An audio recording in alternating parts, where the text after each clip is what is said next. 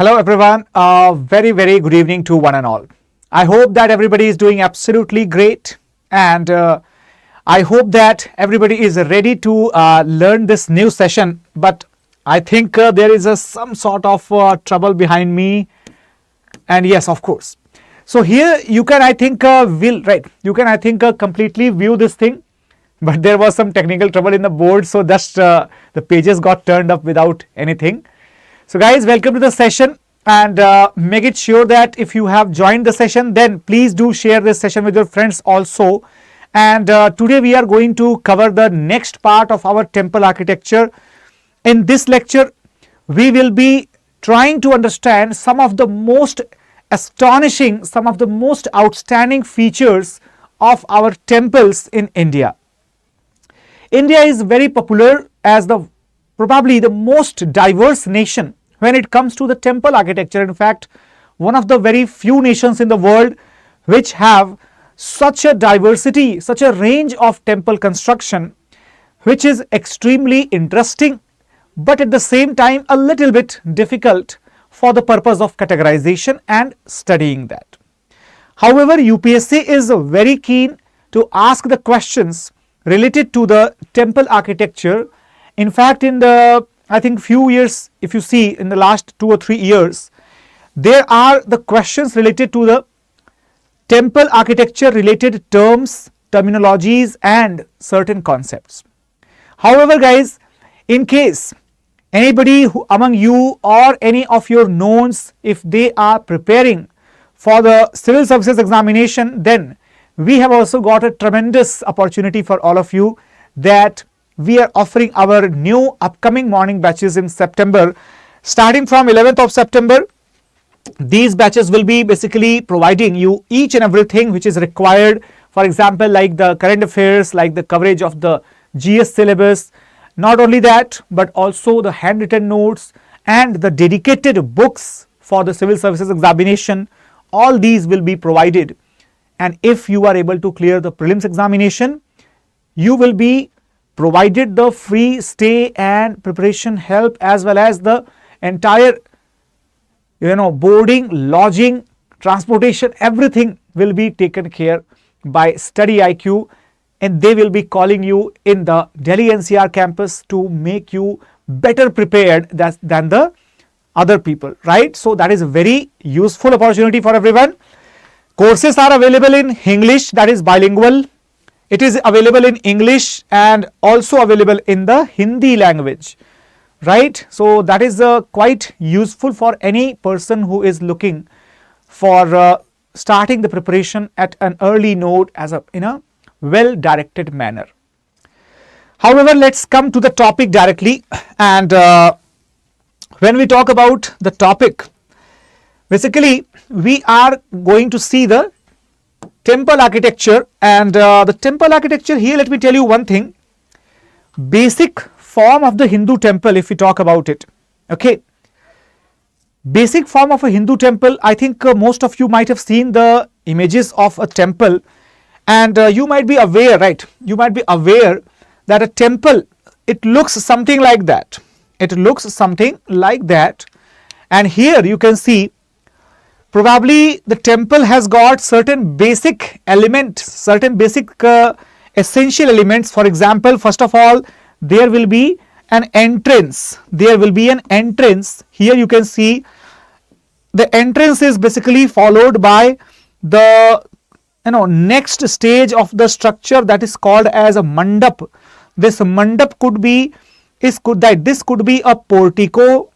All right, this could be a portico, or this could be an enclosed hall, portico or a hall. Those who do not understand the meaning of the portico, what is a portico? First of all, this structure which you are able to see here in the picture, I think you are able to understand that this structure or such a type of structure is actually open from both the sides. Okay, the pillars are there, but that they are open from both the sides. It is like standing two pillars and putting a roof on those pillars, that will be called as a portico. That will be called as a portico.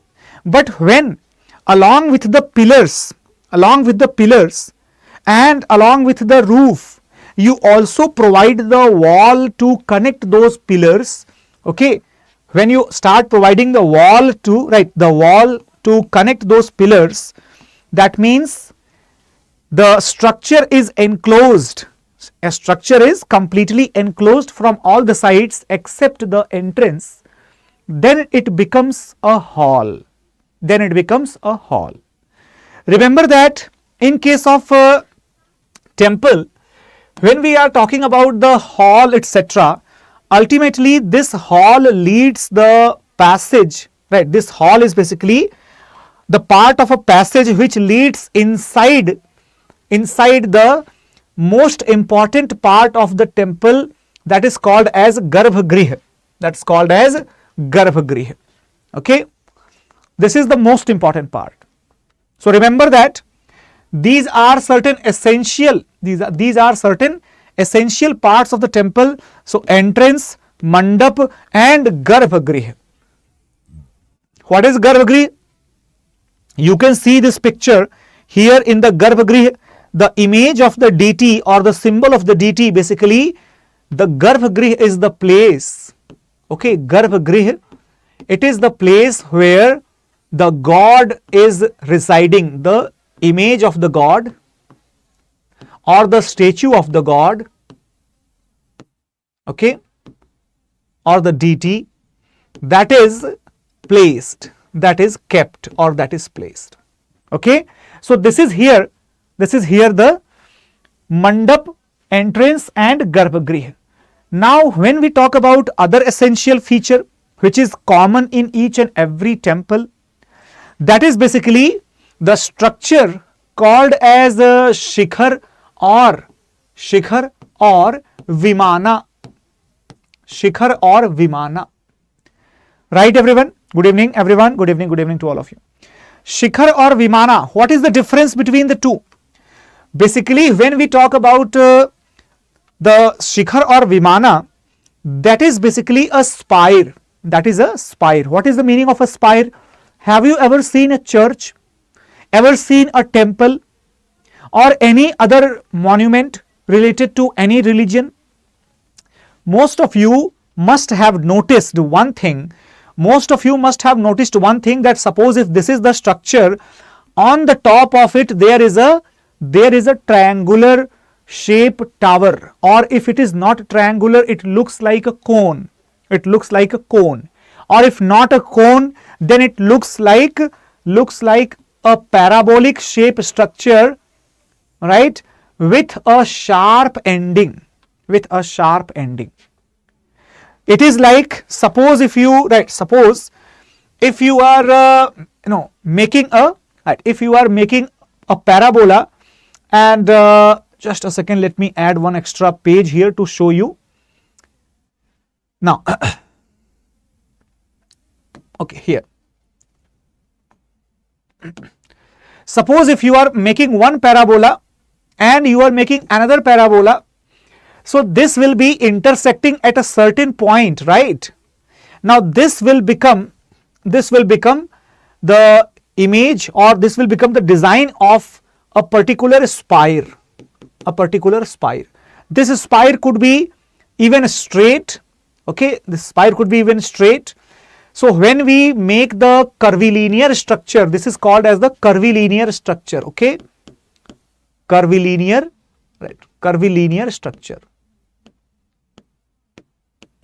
Okay, and this is called as right, simply the linear structure. You will observe one thing, that when we talk about North Indian temples, we usually have this curve type of the spire. This curved spire is basically called as shikhar. This is called as shikhar. And when we talk about the South Indian temples, we usually have the straight spire, straight or the linear spire with a certain angle,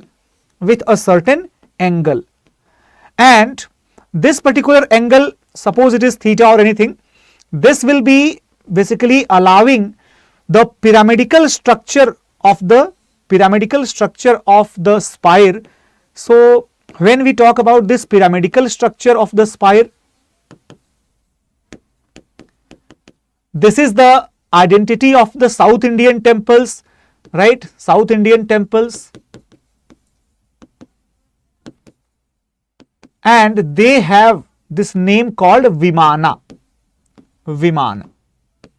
But I think most of you must be thinking that I am telling you North Indian temple, South Indian temple. Is there any such category? Of course not. There is not such category anymore. Then what is the name of the category exactly? So guys, when we talk about the temple categories are following. Okay, temple categories are following.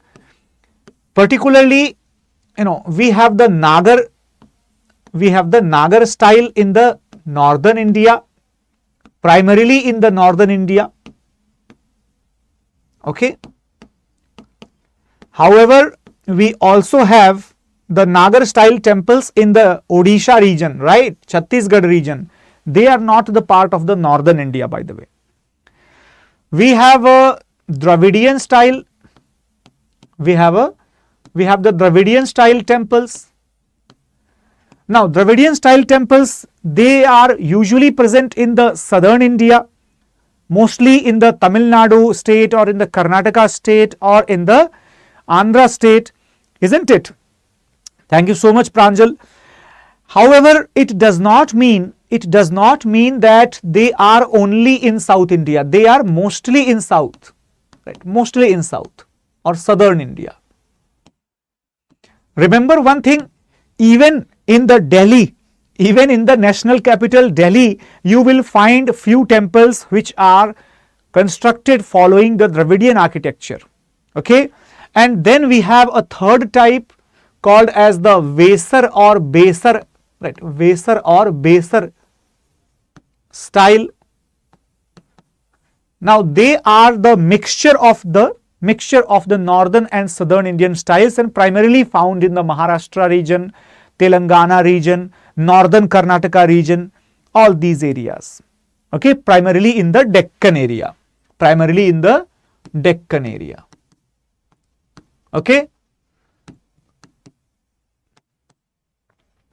However, the features about which I am talking with all of you, those features which are the essential ones, remember that these essential features, they are present in each and every temple. Okay, they are present in each and every temple. Remember the name, the cave-like sanctum sanctorum. Sanctum sanctorum, that is basically the Garbhagriha. The Garbhagriha is actually the place of the deity or the abode of the deity. Second one was the entrance to the temple. Entrance to the temple is basically in the form of either a hall or a portico. When it is a hall, it is called as the mandap, and when it is just a covered roof with the pillars, then it is simply a passage. Not mandap but a passage.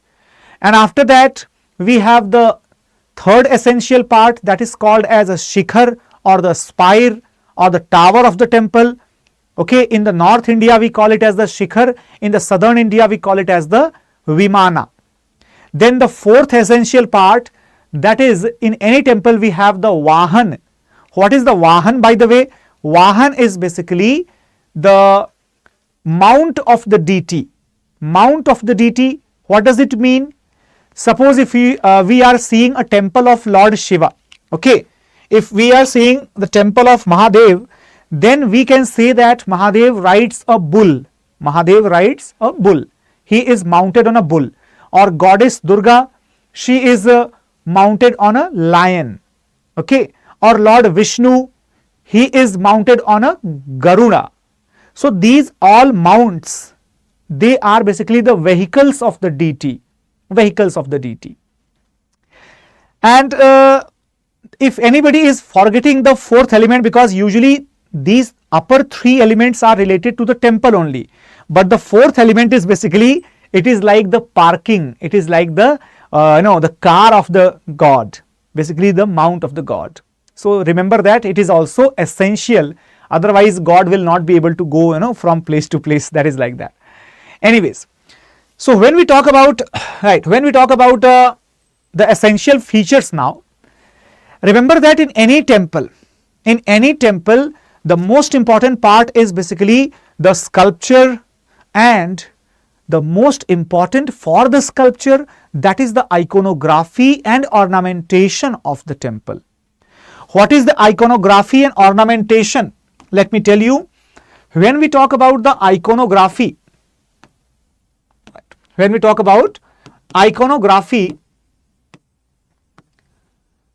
guys, remember the iconography, this term is basically, it deals with the study of the images or the sculptures which are made or which are kept in the temple. So if we see any sculpture, if we see any image or any monument which is constructed or carved or kept inside a temple, then we try to study that, and this is basically the study of this entire sculpture is called as the iconography. Okay, and when we talk about iconography, remember that iconography is having two aspects. The first aspect is a sculpture, and the second aspect is basically the ornamentation. Okay everyone, the sculpture and the ornamentation, they are very important to understand. And why so? Because you can only understand the temple and its architecture once you understand the pattern of ornamentation and the pattern of sculpture making. Okay, for example, suppose if I give you the example of any Gupta temple, just let us have the example of the Devgarh temple, the Dashavatar temple in Devgarh, that is in nearby Jhansi, I think Lalitpur district is there. So if you watch that particular temple, you will realize that on the side walls of the plinth on which the temple is constructed, even on the side walls of the plinth you will find the icons and the sculptures for the purpose of decoration.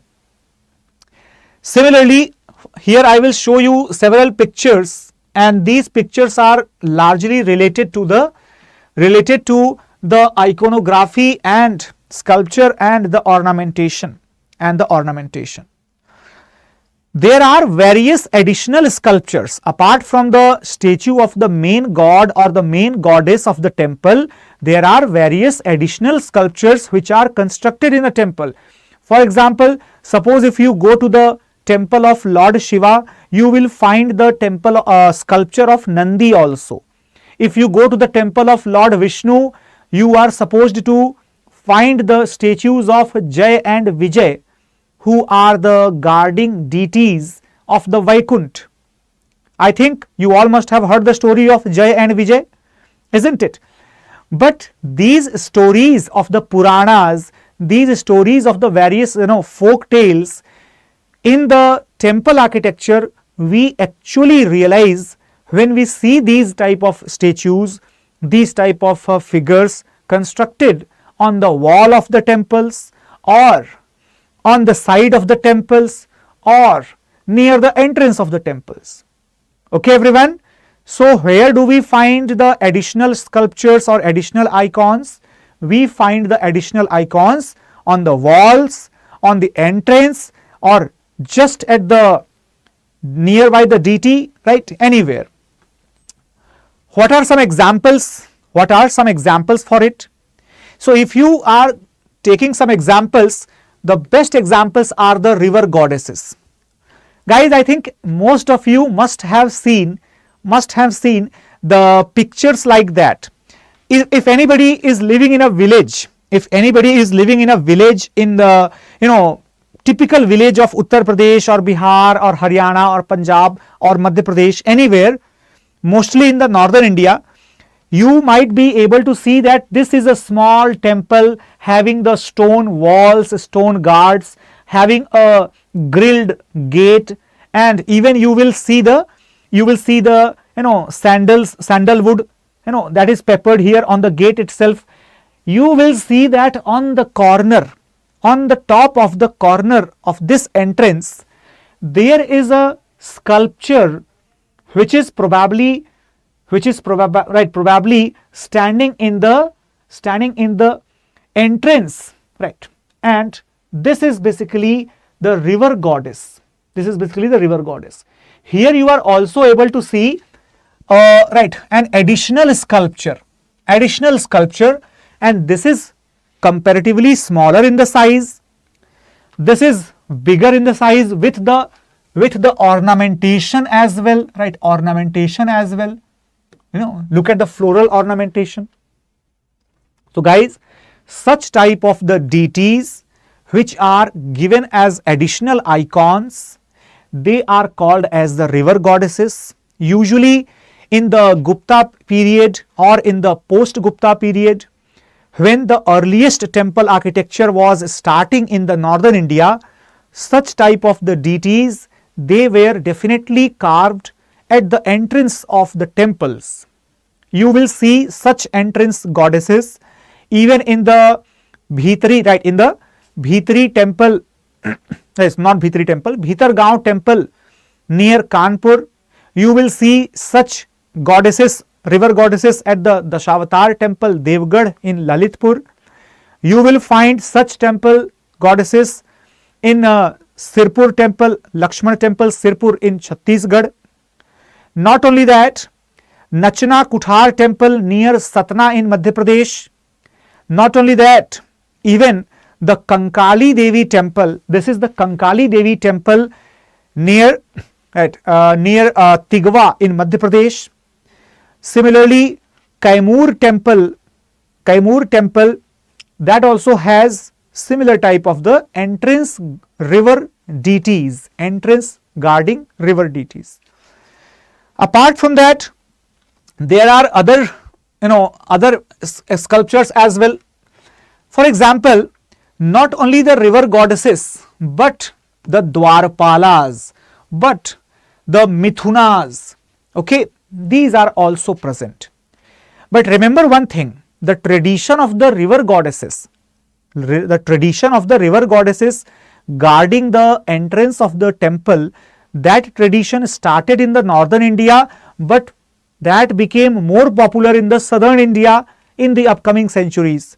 Whereas in the northern India, the Navagrahas, the Navagraha and the Mithun, right? Mithun and the Navagraha, they became the most common symbols of additional iconography in the North Indian temples. What is the meaning of the Navagraha? Even if you go to the temples constructed in Varanasi, constructed in Kanpur, or constructed in any part of Madhya Pradesh, be it the Morena, be it the Khajuraho, you will realize that there are the sculptures of Navagrahas in every temple. Okay. Not only that, the sculptures of the Mithunas are also there. Okay. For example, when we talk about the guard deities, okay, guard deities means in the South Indian temples we have the guarding deities. This is the image of Chenna Keshav temple, right? Image of Chenna Keshav temple. This temple is in Karnataka and it was constructed by Hoysala dynasty. This Chenna Keshav temple, it has the heavily ornamented images of Jaya and Vijay, because the Chenna Keshav temple is dedicated to Lord Vishnu, right? So Jaya and Vijay, it is believed that they are the guards of Lord Vishnu and they are protecting the entrance to the temple of Lord Vishnu. This is the symbol, this is the meaning of these two sculptures. Similarly, if you observe, you will also see the Mithunas. Mithunas are the feature in the North Indian temples. I told you the temple constructed during Chandela dynasty or during any upcoming later dynasties, either in Khajuraho or in any other part of northern India, even in the Odisha, for example, the Konark Sun Temple, all these temples in the Nagara style, they have such additional carvings, such additional icons, which is known as Mithuna, right? Which is known as Mithuna. Mithuna basically means the love-making couple. Mithun means love-making couple, right? And here you can see one thing, the specific type of the decorations present here, what is the exact name given to that? Guys, when we talk about additional decorations right now, you can see that even the Yaksh, right, even the Yaksh deities or the caretaker deities, they are present in the South Indian temples as well as in North Indian temples. Okay, so these are certain common features which are found everywhere, from the north to the South Indian temples, everywhere. All right, everyone. Now let us understand about some more aspects.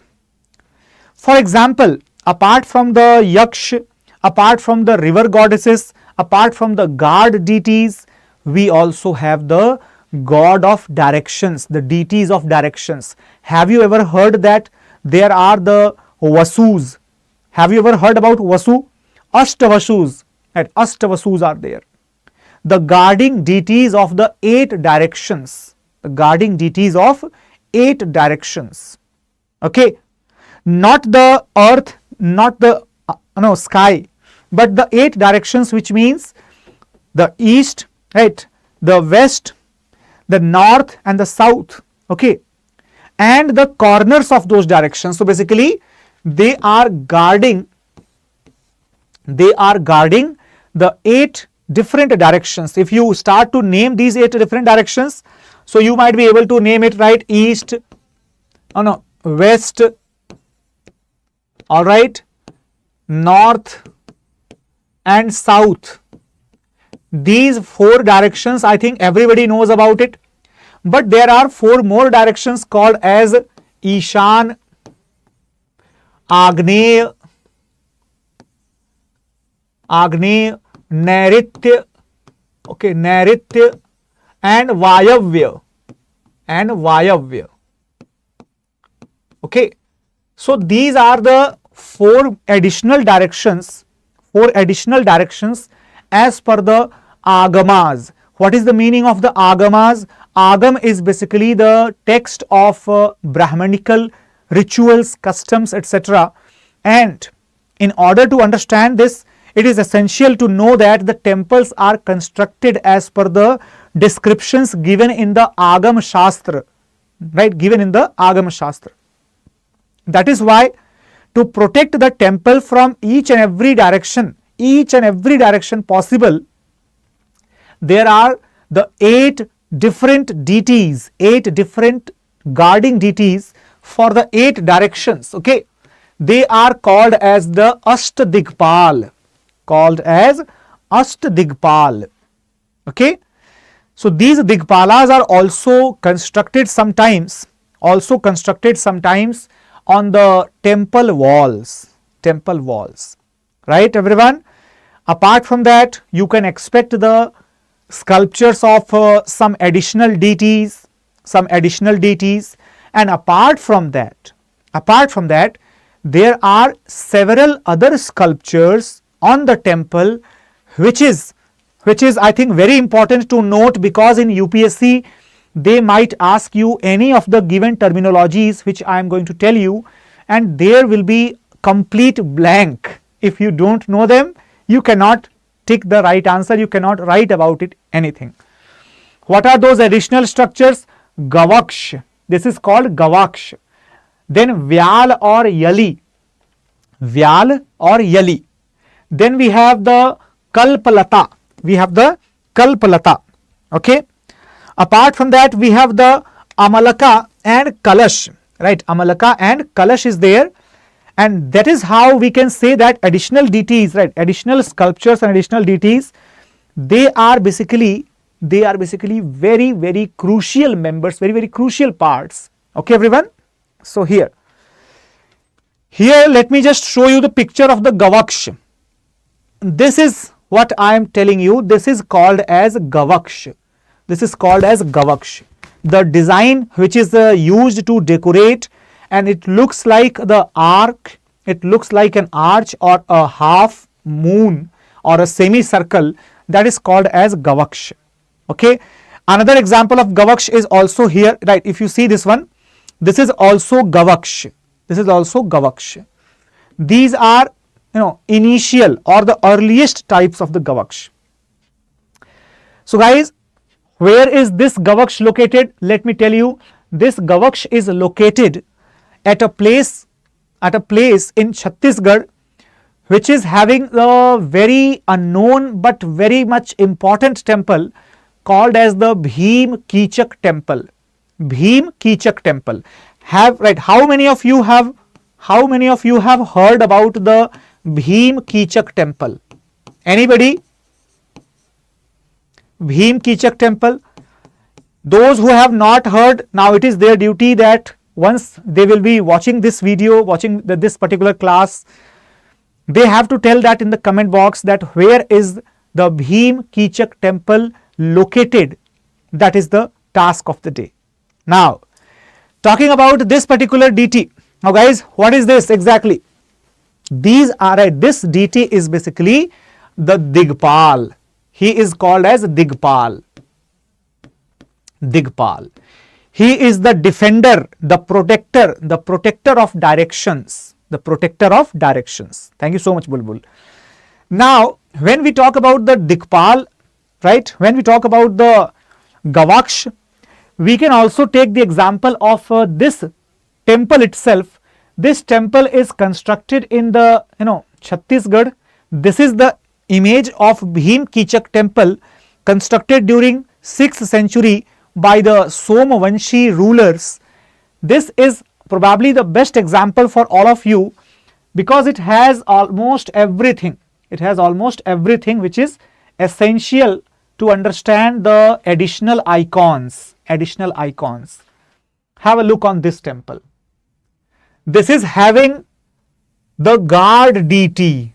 Look at this one, standing with a sword, with a high structure. This is the image of Yaksh, image of the Yaksh. Okay, image of Yaksh. Okay. Now this is basically the river goddess. The river goddess. All right. Entrance is basically adorned by the river goddess.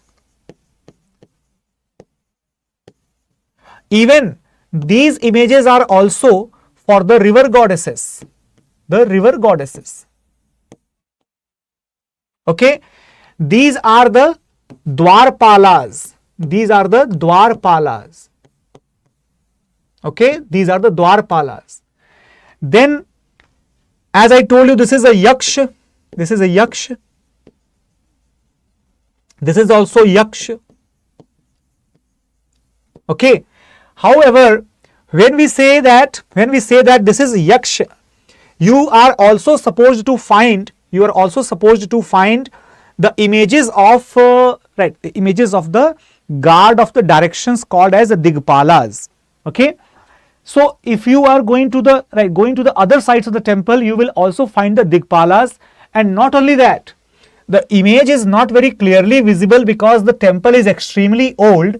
Here are the many statues located, and they all are related to one or the other type of the gods and the goddesses, deities to be exact.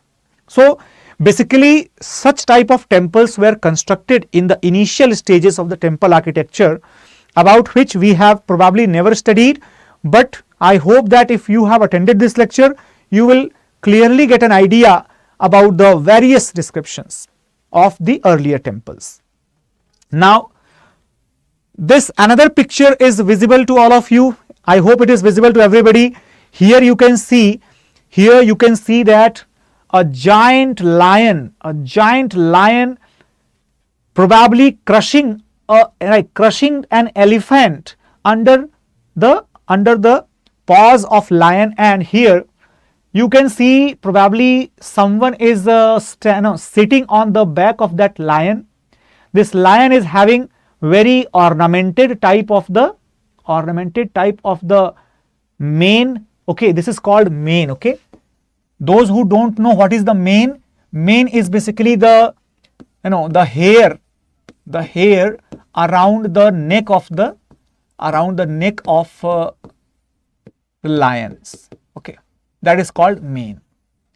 Okay, now when we talk about this particular organism, it looks very gigantic organism, very powerful, very huge. However, you can also see that this is having a face of the lion, having the face and the body of the lion, but at the same time it is also having a huge trunk, much bigger and much powerful than the elephant's trunks.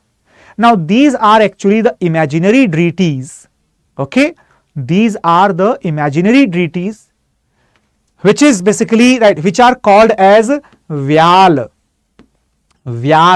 or Yali. Guys, remember that Vyal or Yali, these will become the common features during the temple constructions, during the temple construction taking place in the Vijayanagar dynasty, Vijayanagar empire, under the various dynasties, but particularly under the Tuluv dynasty. So that is how it will appear, but it does not mean that it was invented by the rulers in the Tuluv dynasty. It was actually present even earlier, but not as a prominent aspect, not as a prominent part of the sculpture art. However, when we talk about the Vijayanagar temples, we usually get to see the numerous images of or numerous sculptures of the Yali in the entire temple. Okay, everyone. So I hope that the extra part or the additional information which is required for the temple architecture, that is clear to everybody. Now we will be doing this categorization, the basic categorization of Nagar, Dravid and Vesar, and the details as well as the other descriptions about the Nagar. We all will be doing that tomorrow in the next lecture, but let me just tell you the regional variations of the Nagar, because we are already aware about it in the first lecture itself, in the first part itself we have discussed, right? So here they will be categorized into 3 parts or 3 subtypes called as the Khajuraho style or Khajuraho subtype, also called as Chandelas. Then second part will be called as the Maru Gurjar, Maru Gurjar style, also called as the Solanki style. And the third part will be called as the Kaling style, okay, also called as the Odisha style. Okay, and when we talk about the Dravidian architecture is again subdivided into various parts, such as a Pallav architecture, such as a Chola architecture, Chola architecture, such as a Rashtrakuta, or even during the Vijayanagar empire, and finally the Nayaka, the Nayak rulers. In the Vesar we have the Chalukyas, okay, Chalukyas. We have the Hoysalas, we have the Yadavas, and we have Kakatiyas. These are the different variations. Okay, everyone? These are the different variations in the temple architecture in Nagar, Dravid and the Vesar style. Alright, everyone? Yes, exactly, Vikas. Exactly. So I hope that this basic introduction is clear to everybody. Now the detail of these, that what are the exact descriptive details related to the Nagar style or related to the Dravidian style or related to the Vesar style, we will be doing the exact descriptive details in the tomorrow's lecture. Till then, make it sure that you watch this lecture and revise it completely once again if you are free for today, right, at least. In any other case, suppose if you have not watched the previous lectures, then you can also watch the previous lecture as well. Not only that, if you are able to solve, suppose any question from the previous year papers, then also this lecture will be extremely crucial. Why so? Because from this particular topic, the question related to the Yali that was asked by UPSC, the question related to the Dwarpalas asked by UPSC in the previous year questions, right? Similarly, the questions related to the presence of guarding deities, that's also the river goddesses, that also the part of previous year questions. So you can see that this entire series of art and culture, it will be able to provide you multiple questions which will be actually directly or indirectly related to these things which we are learning here. So do not forget to share this class with your friends, with your other co-aspirants, so that they can also get the benefits from this one. Thank you so much for watching it, guys. But make it sure that in case if you are preparing for the examination, then do not forget to join our prelims to interview batches, the P2I batches, which are getting launched in the September, on 11th of the September. And for the maximum discount and the benefit in the fees, you can use my live code, that is ASR Live, which will be giving you the best possible program fees. Okay, everybody, so thank you so much for watching it. Take care, and for the content related things, you can join my Telegram channel. In this Telegram channel, previous few classes, these PPTs or the PDFs have not been uploaded yet, but by today I will be uploading all the pending PPTs and the PDFs related to the art and culture series. So join it today itself. Thank you so much, everyone. Bye bye and Jai Hind.